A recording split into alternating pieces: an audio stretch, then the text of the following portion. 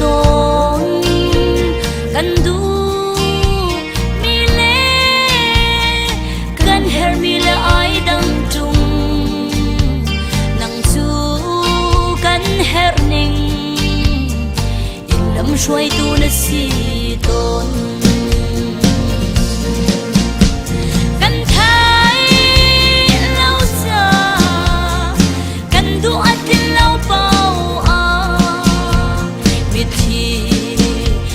in kan chapi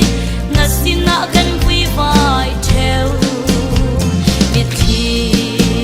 kan ti mi song hi kan sa her mi an rak si ton kan sa ku khan le lai re na chiam tu ke boy si su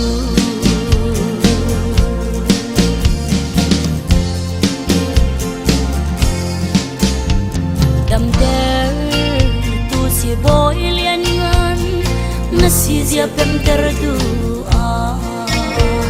zot na le mo fa nak song kan nun a na kan ton ter volai apit van kan zawa asang ton kiliao chan zong a nakut in na kan dam kan thấy lâu cha kan du akin lâu bao a biết khi ta in kan chắp đi mà xin nã kan vui vai theo biết khi kan ti mi dong hi kan cha her mi an rak si ton kan cha ko khan le lai re na chiam tu ke boy Giêsu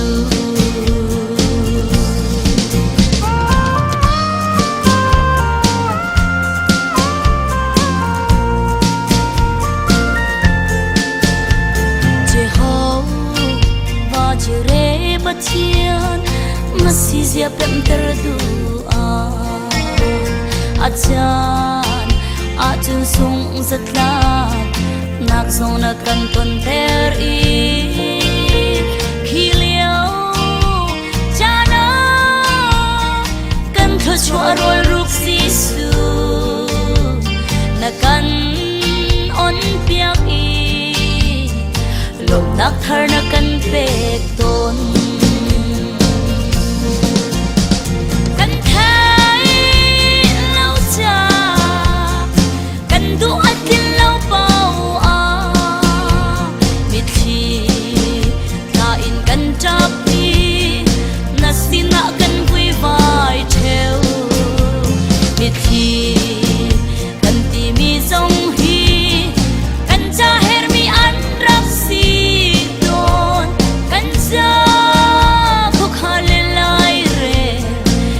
chiam tu ke boy Giêsu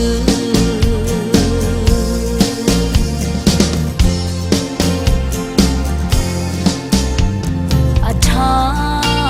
kan ti mi nak in atha deuh chu nang na si atha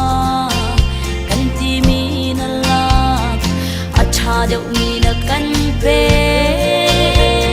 athum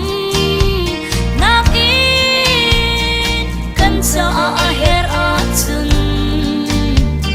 akhabit mi zong